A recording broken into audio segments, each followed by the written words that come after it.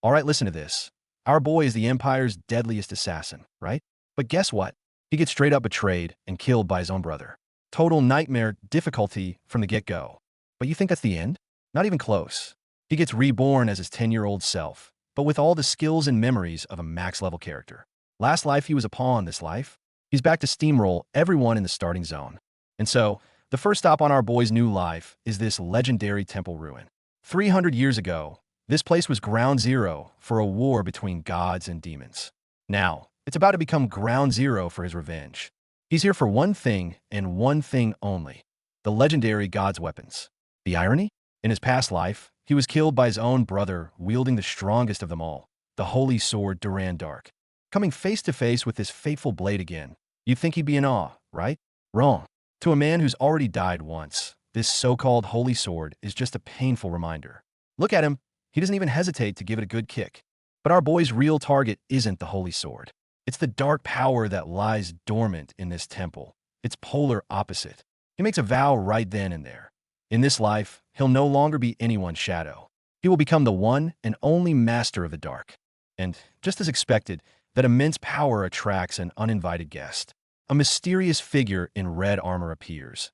And from the looks of it, this guy seems to know our boy. Turns out, this dude is the spirit of a magic sword, and he's trying to intimidate Cyan right off the bat. But look at that smirk on our boy's face. Yeah, things are clearly not going according to the spirit's plan.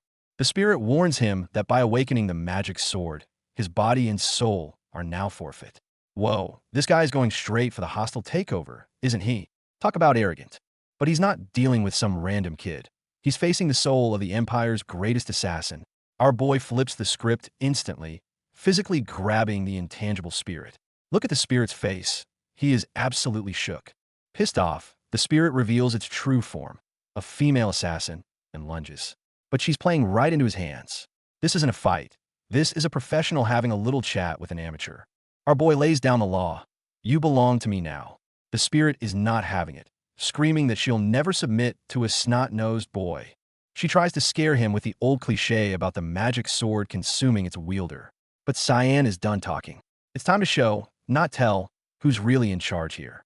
Faced with such overwhelming power, the spirit's pride is utterly crushed. This is a total domination. With a few well-placed sword manipulation slams, he beats the spirit into submission until it finally yields. And with that, he's caught his first Pokemon. After being locked away for ages, the spirit is absolutely ecstatic to finally breathe some outside air, acting like a kid in a candy store. The spirit is still trying to wrap its head around why the powerful magic sword would choose a kid. Our boy just casually drops a bombshell. Oh, I died once. You can practically see the smoke coming out of the spirit's ears trying to compute that. But here comes the ultimate power move. Not only did he get the dark sword, but he also grabs the holy sword, the very one his brother was supposed to find 20 years later. He's completely hijacking the timeline. This time, he's not just a character in the story. He's the damn author.